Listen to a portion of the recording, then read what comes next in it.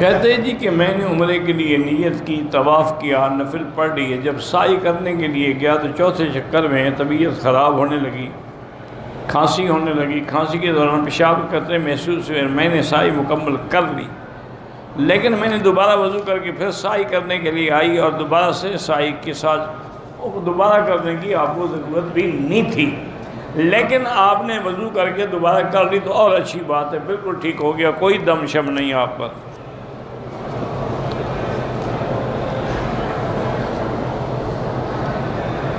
اگر کسی کے طواف کر لیا، صفا مروہ میں اس کے کپڑے پیشاب کے قطروں سے پلید ہو گئے، اسی حالت میں صفا پوری کر لی، ہو گئی، کوئی جرمانہ نہیں۔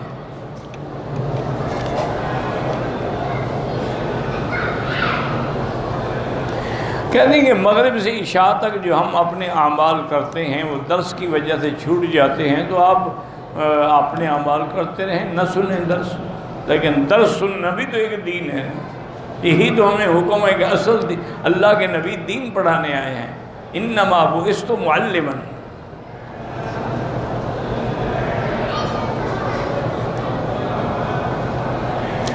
کہتے کہ آپ بیٹھتے وقت جو اپنے اعمال کرتے ہیں اللہ کا نام لیتے ہیں، اللہ کا نام پڑھتے ہیں، اور کون سے اعمال ہوتے ہیں؟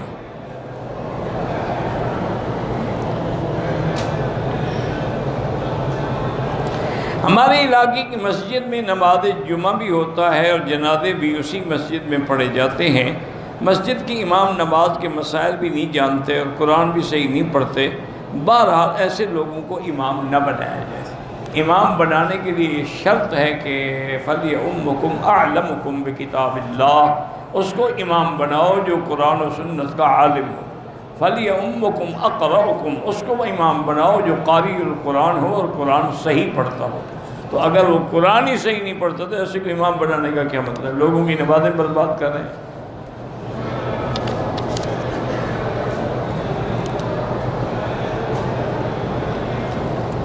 کل ہم نے عمرہ بھی کیا تھا اور 4 طواف بھی کیے تھے، آج ہم نے عمرہ نہیں کیا لیکن 12 طواف کیے ہیں، الحمدللہ طواف افضل ہے۔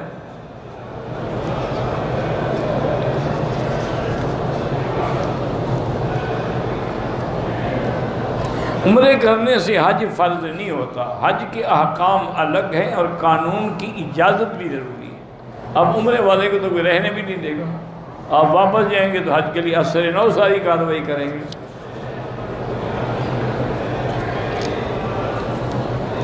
ملتان سے احرام باندھا، راستے میں طبیعت خراب ہو گئی، 2 دن ہوٹل میں رہے، پھر مسجد عائشہ سے احرام باندھ کے عمرہ کیا، دم پڑ گئی، دم ادا کریں۔ ایک شخص نے بیوی کو مذاق میں طلاق دی، وہ بھی ہو گئی، چونکہ یہ 3 چیزیں ایسی ہیں جن کی حقیقت بھی حقیقت ہے اور مذاق بھی حقیقت ہے۔ حضور پاک نے فرمایا، حدیث ہے حضور کی، ثلاث جدہن جد وحدرہن جد، النکاح والطلاق والعتاق۔ اور فرمایا 3 چیزیں ایسی ہیں کہ جس کی مذاق کرو وہ بھی حقیقت ہے، ایک نکاح، طلاق اور غلام کو آزاد کرنا۔ جو عورت عدالت سے طلاق لیتی ہے، اگر عدالت کا یعنی قانون انگریزی ہے، اسلامی نہیں ہے، تو پھر نہیں ہوتی۔ اگر عدالتیں اسلامی قانون کے مطابق فیصلہ کریں پھر ہو جاتی ہے۔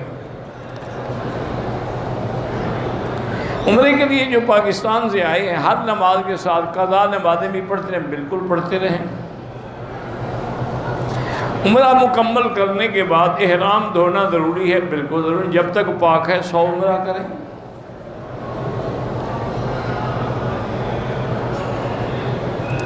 بہرحال تبلیغی جماعت والے کہتے ہیں کہ لا الہ الا اللہ کی دعوت دینے والے کو 49 میں، تو ٹھیک کہتے ہیں، بھی دعوت کا کام بڑا کار ثواب ہے، کیونکہ یہ تبلیغ جو ہے تو انبیاء کی سنت ہے۔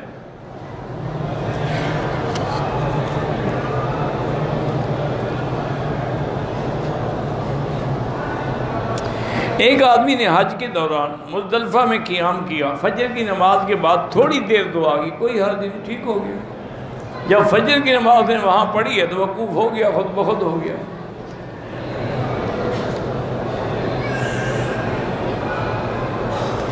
کاروبار کے سلسلے میں میری بہت بڑی رقم ہے جو شریکوں کے پاس ہے، وہ نہیں دیتے ہیں۔ ایک تو اللہ سے دعا کریں، 2 رکعت پڑھ کے روزانہ خدا سے دعا کیا کریں، اور دوسرا علماء نے لکھا ہے کہ جب بھی کوئی مشکل ہو تو حسبنا اللہ و نعم الوکیل روزانہ 500 دفعہ پڑھا کریں۔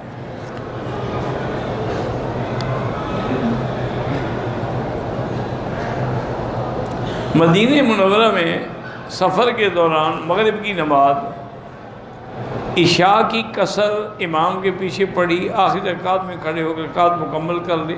مجھے نہیں پتا آپ نے کیا کیا ہے، مجھے تو سمجھ نہیں ہے، مغرب الگ ہے عشاء الگ ہے۔ مغرب کی نماز 3 رکعت ہے، عشاء 4 ہے، لیکن امام کے پیچھے ہیں تو آپ کو 4 ہی پڑھنی تھی عشاء۔ قصر تو تب ہو جب آپ اکیلے پڑھ رہے ہیں۔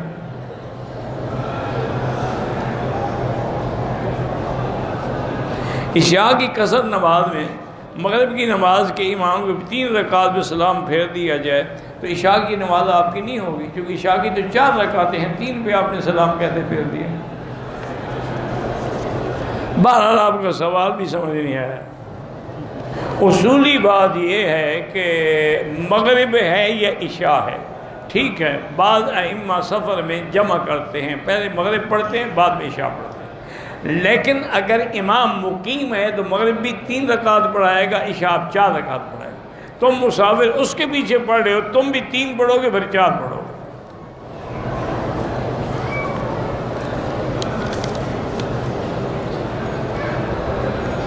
حرمین الشریفین میں پہلی اذان جو ہوتی ہے وہ تقریباً 11:10 پہ ہوتی ہے، وہ اعلان کے لیے ہے، وہ نماز کے لیے نہیں ہے۔ اس کے بعد آپ سنتیں نہیں پڑھ سکتے جب تک زوال نہ ہو، اور زوال تقریباً ہوتا ہے 12 بجنے سے 5-10 منٹ پہلے۔ اس وقت بھی منع ہے نصف النہار، جب سورج سر پہ نماز نہ پڑھے۔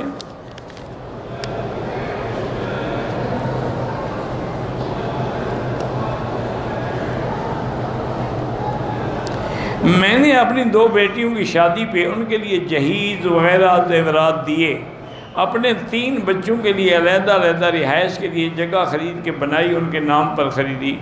کیا اس رہائش والی جگہ پر میری بیٹیوں کا بھی حق ہے، اور وراثت کی تقسیم کے دوران شرعی طور پر میرے بیٹوں کو اپنی رہائش والی جگہ سے اپنے بہنوں کو حصہ دینا ہوگا؟ بالکل دینا ہوگا۔ اگر کوئی مدینہ شریف سے بغیر احرام کے کسی عذر کے بغیر آ جائے، عمرہ بھی کرے اور دم بھی دے۔ طائف سے اگر بغیر احرام آئے تو اس پر بھی دم ہے، چونکہ طائف میقات ہے۔ میں اپنی اور گھر کے افراد کی قربانی پاکستان میں کرتا ہوں، حضور پاک کے نام کی بھی قربانی کرتا ہوں، تو ٹھیک ہے، اچھی بات ہے، وہ حضور کے نام کی قربانی بھی پاکستان میں کر سکتے ہیں، ضروری تو نہیں کہ مکے میں کریں۔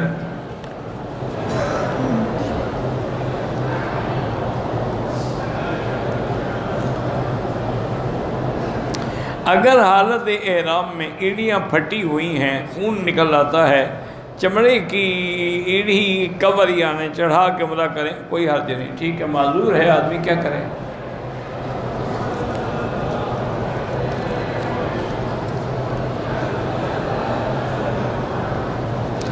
ہم امام کے پیچھے نماز پڑھ رہے ہیں تو ابھی ہماری اتحیات پوری نہیں ہوئی، کوئی امام کھڑے ہو گئے تو آپ کو بھی کھڑا ہونا کہ آپ امام کے تابع ہیں، پوری ہو نہ ہو، جلدی جلدی پڑھا کرو کہ پوری ہو جائے، امام کے ساتھ کھڑے ہوں۔ ہم پاکستان جا رہے ہیں، اللہ خیریت کے ساتھ سب کو لے جائے اور اللہ پاکستان کی حفاظت کرے۔ اور آج کل پاکستان پر دشمنوں کی بڑی نظر ہے، یہود کی بھی، ہنود کی بھی اور قادیانیوں کی بھی، اور یہ تینوں قوتیں پاکستان کو ختم کرنا چاہتی ہیں۔ دعا کریں اللہ پاکستان کی حفاظت کرے اور اللہ ان کے منصوبوں کو ناکام کرے۔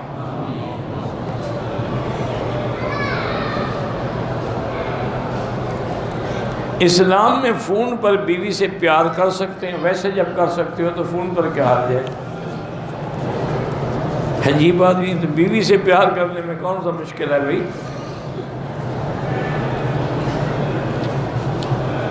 نماز پڑھ کے مقتدی امام صاحب کی دعا کے انتظار میں نہ بیٹھا کریں، امام صاحب ایسے دعا مانگ لیں، ضروری نہیں ہوتا کہ ہاتھ کھڑے کریں، آپ اپنی اپنی دعائیں مانگ لیں۔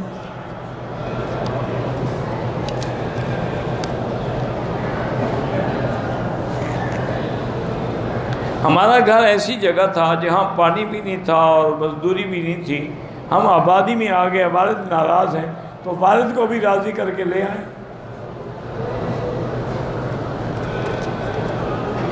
بالکل دوبارہ احرام استعمال کر سکتے ہیں، جب تک پاک ہے کرتے رہے، ناپاک ہو تو دھوئیں گے نا۔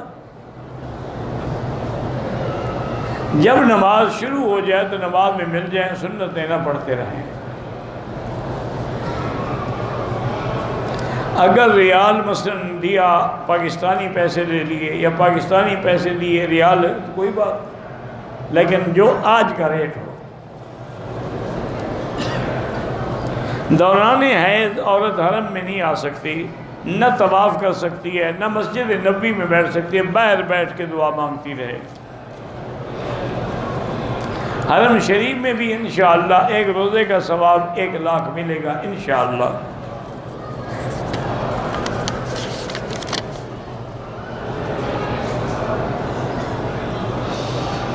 میرا داماد کافی عرصے سے بیمار ہے، پیٹ خراب ہے، موشن لگ جاتے ہیں، ڈاکٹری علاج بھی کرایا ہے، کوئی فائدہ نہیں ہوا۔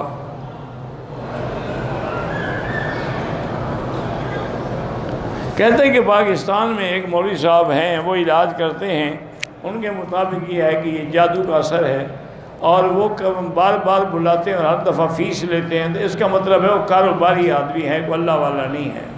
اللہ والا ہوتا ہے تو فیس کا کیا مطلب؟ بیماروں کا ویسے ہی علاج کرو۔ تو بہرحال یہ ہے کہ اگر آپ کو شک ہے تو آپ سورۃ البقرہ فون میں فیڈ کر کے ہیڈ فون لگا کے سنا کریں، جادو ہے تو خود بخود ختم ہو جائے گا، اور اگر بیماری ہے تو پھر اللہ سے دعا مانگا کریں۔ لیکن حضور نے ایک ہی علاج بتایا ہے کہ زمزم کوئی پانی ہو اس میں شہد ملا کے پیا کریں۔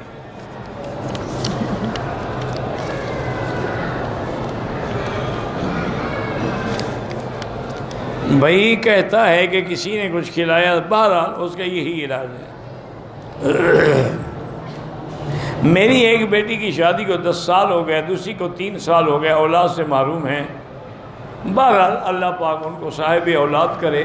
اگر میاں بیوی دونوں میں کوئی نقص نہیں ہے تو سورۃ یوسف دونوں پڑھ کے دعا کیا کریں۔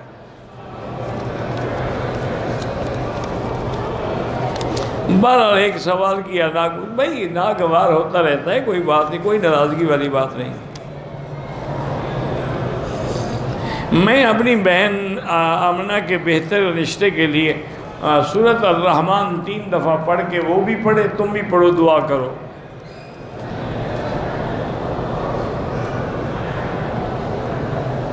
کوئی شخص اس وجہ سے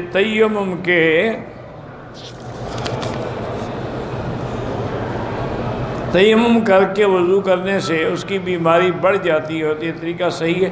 ہاں، وضو سے بیماری بڑھ جاتی ہو تیمم کر سکتا ہے۔ عمرے میں طواف الوداع نہیں ہوتا۔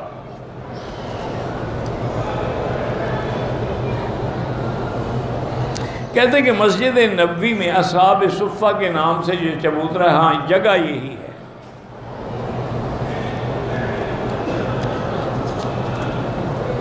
نواز شریف صاحب کی طبیعت خراب، اللہ صحت عطا فرمائے، اللہ ہر بیمار پہ رحم فرمائے۔ غیر مسلم ہمسایہ ہو تو ہمسایہ گیری کا خیال رکھا کریں، ان کے دکھ سکھ میں بھی شریک ہوا کریں۔ نفلی طواف بھی وہی ہے جیسے عمرے کا طواف ہے۔ میری لکھی ہوئی کتابیں جو ہے آپ کو پاکستان میں انشاءاللہ ملیں گی، کیونکہ وہ اردو میں ہیں، تو یہاں تو اردو کوئی نہیں پڑھتا نا۔ انڈیا سے آئیں یا پاکستان سے، نماز قصر پڑھیں گے۔ یہ تھوڑا ہے کہ انڈیا والوں کے لیے الگ نماز ہے، پاکستان والوں کے لیے الگ نماز ہے۔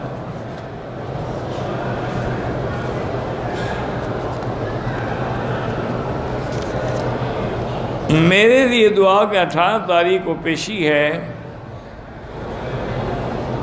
ہمارے لوگ جو ہیں علماء کو گالیاں دیں، اللہ ان کو ہدایت دے، اللہ آپ کی مدد کرے۔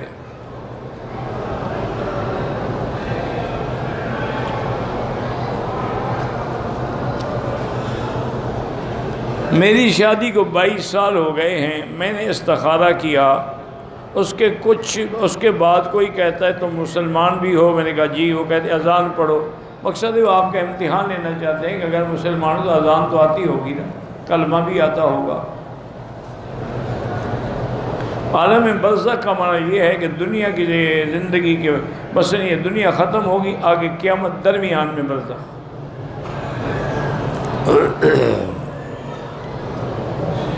مغرب کی نماز کا وقت جب تک شفق نہ ڈوبے رہتا ہے،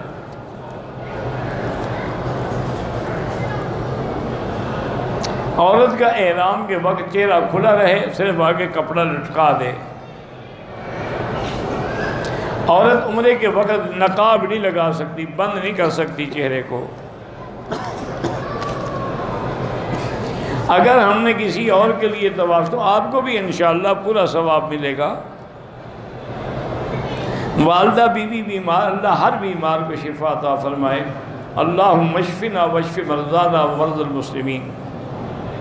کہتے ہیں کہ حدود حرم میں میاں بیوی مل سکتے ہیں، بالکل مل سکتے ہیں۔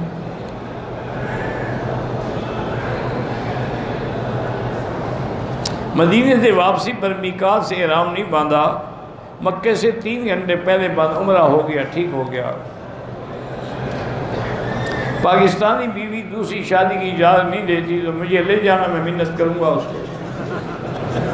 تم جانو، تمہارا کام جانے، ہم کیا کریں؟ میں سعودی لڑکی سے شادی کر کے پاکستان لے جانا چاہتا ہوں، کوئی ایسی لڑکی پاگل آپ کو نہیں ملے گی جو اس ملک کو چھوڑ کے تمہارے ساتھ پاکستان جائے۔ سیر کرنے کے لیے الگ بات ہے، مستقل نہیں جائے گی۔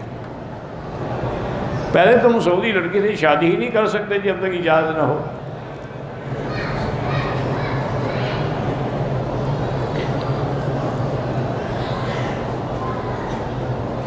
دس تاریخ کو ہم مدینے جائیں گے، ماہواری ہماری 10 تاریخ کو ہوتی ہے تو ہو جائے۔ مسجد میں نہ جانا، باہر بیٹھ کے درود پڑھتے رہنا، سلام پڑھتے رہنا۔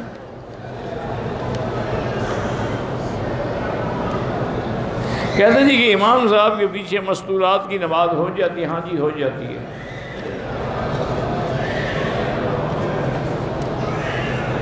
ماہواری میں مدینے کی زیارت کر سکتے ہیں، لیکن مسجد نبوی کے اندر نہیں جا سکتی، روضے کے اندر نہیں جا سکتی۔ باہر کھڑی ہو کے زیارت کرے، باہر کھڑے ہو کے درود شریف پڑھتی رہے۔ آب زمزم کھڑے ہو کے پئیں تو جائز ہے، لیکن افضل وہی ہے کہ بیٹھ کے پئیں۔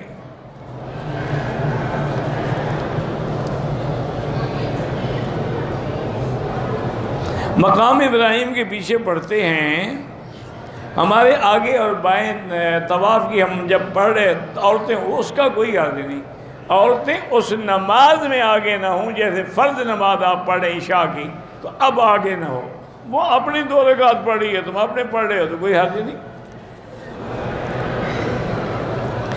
نفلی طواف ہو یا فرضی طواف ہو، چکر ساتھ ہی ہوں گے۔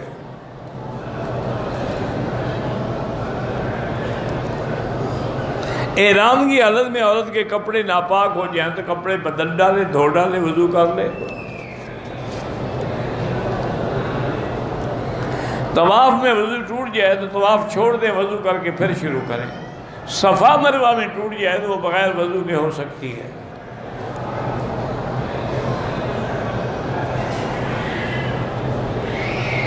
میں نے جب کعبے میں داخل ہوا، کعبے کا کچھ حصہ دیکھا، میں نے دعا نہیں مانگی، کوئی نہیں مانگی تو نہیں مانگی، مانگو تو قبول ہوتی ہے۔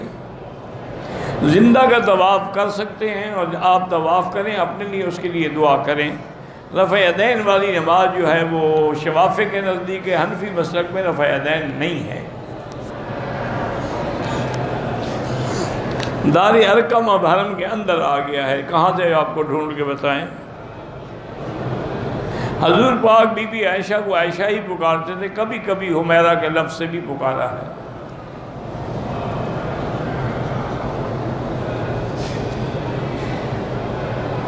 میں نے آخری عمرے میں پیچھے گول والا احرام پیچنا، میں سمجھا نہیں کیا گول والا،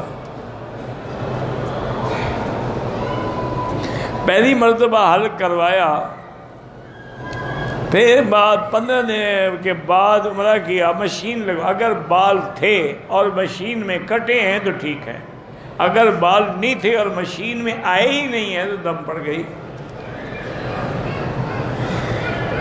میرے 2 بیٹے 3 سال سے لاپتہ ہیں، اللہ پاک مدد فرمائے۔ ویسے علماء نے یہی لکھا ہے کہ سورۃ والضحیٰ گھر والے پڑھ کے دعا مانگا کریں تو انشاءاللہ ان کا جلد پتہ لگ جائے گا۔ رکن یمانی پہ استلام کرنا، ہاتھ لگانا سنت ہے۔ موقع نہ ہو تو اشارہ کرنے کی ضرورت نہیں ہے۔ صفا مروہ پہ استلام نہیں ہوتا۔ طواف کے دوران وضو ٹوٹ جائے تو چھوڑ دیں، پھر وضو کر کے دوبارہ شروع کریں۔ موت مدینے کی مانگنا ٹھیک ہے، بالکل ٹھیک ہے، حضرت عمر مانگتے تھے باقاعدہ۔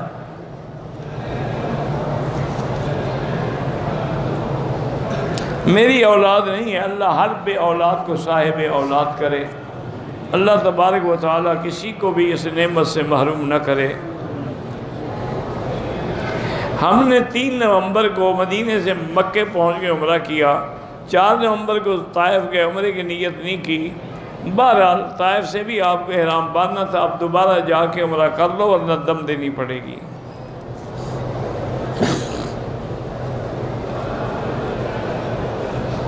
ایک آدمی کے بارے میں ہر وقت مجھے غلط خیال آتا ہے، حتیٰ کہ نماز میں بھی آتے ہیں۔ بہرحال اللہ حول پڑھ کے اللہ سے دعا مانگو کہ اللہ اس شیطانی خیال کو ختم کر دے۔ میں پہلا دعا حضور کے نام پہ پھر صحابہ کے نام پہ کرتا ہوں، ٹھیک ہے، کوئی بات نہیں۔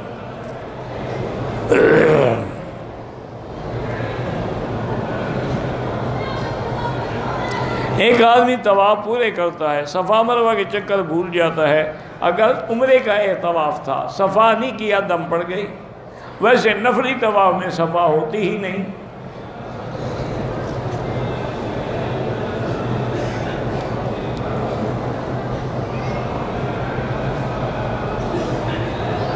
پہلے دن مسجد عائشہ سے عمرہ کیا، ٹھیک ہے، پھر دوبارہ بھی احرام مسجد عائشہ سے باندھا، ٹھیک ہے، روز کرو چاہے، لیکن افضل یہی ہوتا ہے کچھ دن ٹھہر جاؤ تاکہ بال نکل آئیں۔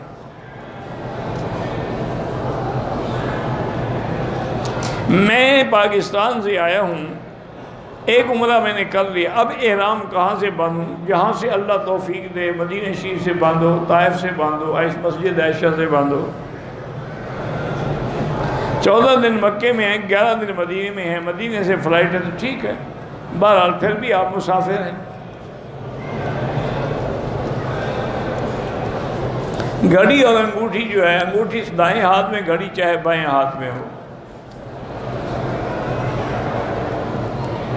جس عورت کے ایام حیض شروع ہیں وہ حرم نہیں آ سکتی، باہر صحن میں بیٹھی رہے۔ ہمارے دوست کی والدہ ICU میں ہے، اللہ شفا عطا فرمائے، اللہ ہر بیمار کو شفا عطا فرمائے۔ خواجہ سرا سے دوستی کر سکتے ہیں؟ نہیں کر سکتے ہیں۔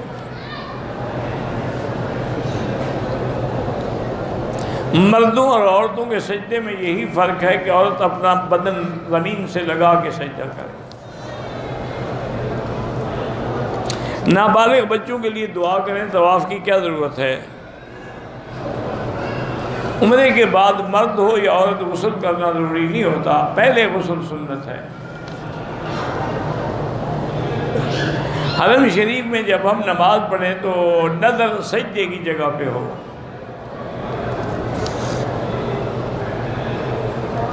عود کی خوشبو کی کیا فضیلت ہے؟ کوئی فضیلت نہیں، خوشبو ہے، بہرحال حضور پاک نے استعمال فرمائی ہے، عود بھی، عنبر بھی، مشک بھی، گلاب بھی۔ روغن بلسان کے کیا فوائد ہیں؟ کسی حکیم سے پوچھو، مجھے کیا پتہ ہے۔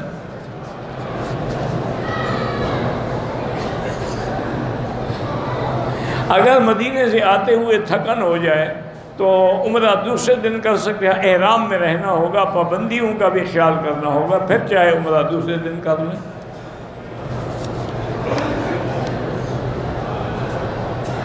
ہم نے انڈیا سے آئے عمرے کے لیے طواف کے صفا نہیں کہ احرام کھول دیا، دم پڑ گئی، پہلے حلق بھی تو کرا ہو نا، جب تک حلق نہیں کرا ہوگے احرام میں ہو۔ اگر نیت 1 طلاق دینے کی ہو تو ایک وقت میں دی گئی، 3 طلاقیں 3 ہوں گے، 3 کیوں دی؟ جب نیت ایک کی تھی تو 3 کیوں دی؟ مجھے یہ مسئلہ بتا دے پھر میں بتاؤں گا۔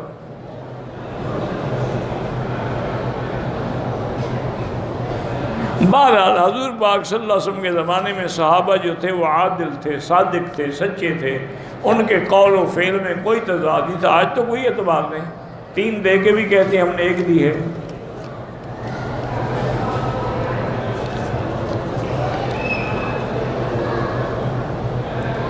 میرا پیشاب بند ہو گیا، دوائی کھانے سے مسئلہ حل نہیں ہوا، ہسپتال میں گئے، پیشاب کی نالی لگا دی،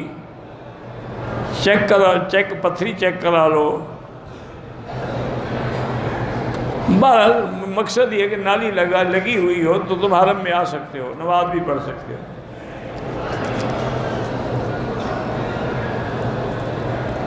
پاکستان میں اسلامی بینک یا میزان بینک میں اگر ہم پیسے جمع کرائیں تو ٹھیک ہے، میں نے یہی سنا ہے کہ وہ اسلامی طریقے پر عمل کرتے ہیں۔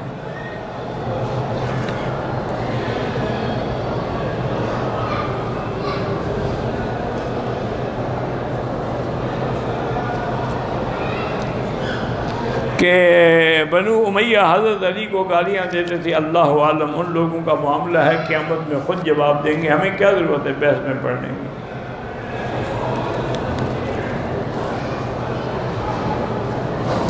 عمرہ ختم کرنے کے بعد عورت لٹ پکڑ کے نہیں کاٹے گی، پورے بالوں کو پیچھے لے جائے گی، جہاں بالوں کی انتہا ہو جائے 1 پور کے برابر سارے سرے کٹ جائیں۔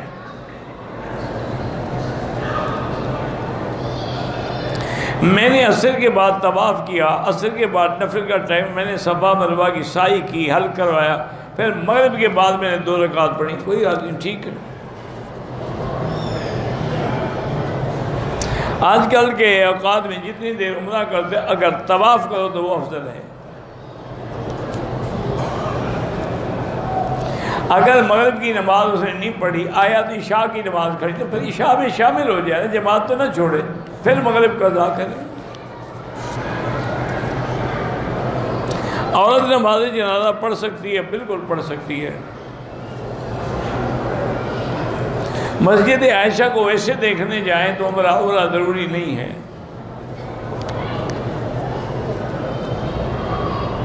اگر دوران طواف وضو ٹوٹ گیا تو وضو کر کے دوبارہ ابتدا سے شروع کرے۔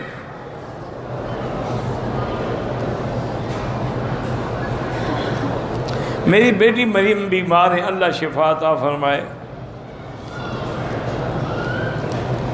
خواب میں آپ نے کوئی جانور دیکھا نہیں دیکھا، مجھے خواب کی تعبیر کا کوئی علم نہیں ہے۔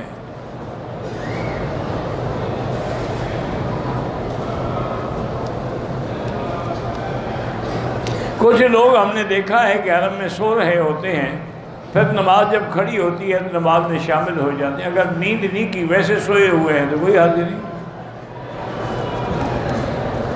میری زبان میں لکنت ہے تو اس کے لیے جو آیت ہے قرآن پاک کی، رب اشرح لی صدری ویسر لی امری واحلل عقدۃ من لسانی یفقہوا قولی پڑھ رہا ہے۔ اگر دم پڑ جائے تو پیسے تقسیم نہیں کر سکتا، دم کا جانور ہی ذبح کرنا ہوگا۔ دم ہے، صدقہ ہے، واللہ اعلم۔ اللہم صلی علی سیدنا محمد وعلی آل سیدنا محمد کما صلیت علی ابراہیم وعلی آل ابراہیم فی العالمین انک حمید مجید۔ اللہم صلی علی سیدنا محمد بن عبد اللہ القائم بحدود اللہ ما ذاک امر الا فرجہ اللہ۔ اللہم صلی علی محمد صلی اللہ علیہ یا محمد، یا رب صلی علی محمد، یا حی یا قیوم برحمتک استغیث، یا حی یا قیوم یا ذا الجلال والاکرام، یا ذا الجلال والاکرام، یا ذا الجلال والاکرام۔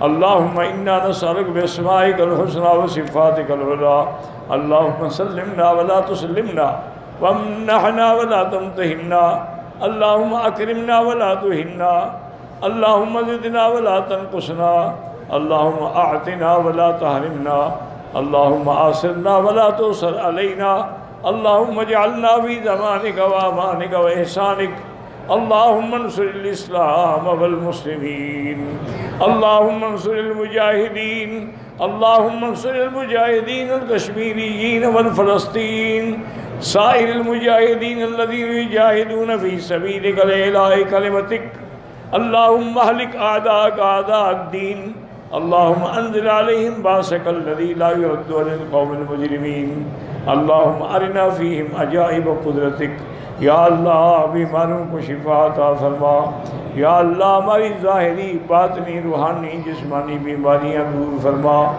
یا الہ العالمین یا ارحم الراحمین جتنے بے اولاد ہیں ان کو اولاد عطا فرما اولاد صالح عطا فرما بے حیاؤں کو حیا عطا فرما جن کے گھروں میں بچی ہیں ان کو خیر کے رشتے نصیب فرما دے یا اللہ پوری دنیا میں جہاں مساجد ہیں مدارس ہیں تبلیغ کے مراکز ہیں تبلیغ کے ادارے ہیں ان کی حفاظت فرما یا اللہ پوری دنیا میں علماء حقہ کی حفاظت فرما علماء حقہ کی حفاظت فرما یا اللہ حرمین الشریفین کو قیامت تک ہر فتنہ سے محفوظ فرما یا اللہ پاکستان کی حفاظت فرما یہود ہنود کے فتنوں سے محفوظ فرما یا اللہ فلسطینیوں کی حفاظت فرما یا اللہ مسلمان فلسطین میں ہیں کشمیر میں ہیں حلب میں ہیں شام میں ہیں ہند میں ہیں عرب میں ہیں عجم میں ہیں افغان میں ہیں ان کی جان مال اور عزت کی حفاظت فرما ربنا آتنا فی الدنیا حسنۃ وفی الآخرۃ حسنۃ عذاب النار ربنا تقبل منا انک انت السمیع العلیم صلی اللہ تعالی علی خیر خلقہ سیدنا محمد وعلی آلہ وصحبہ اجمعین اللہم صلی علی سیدنا محمد وبارک وسلم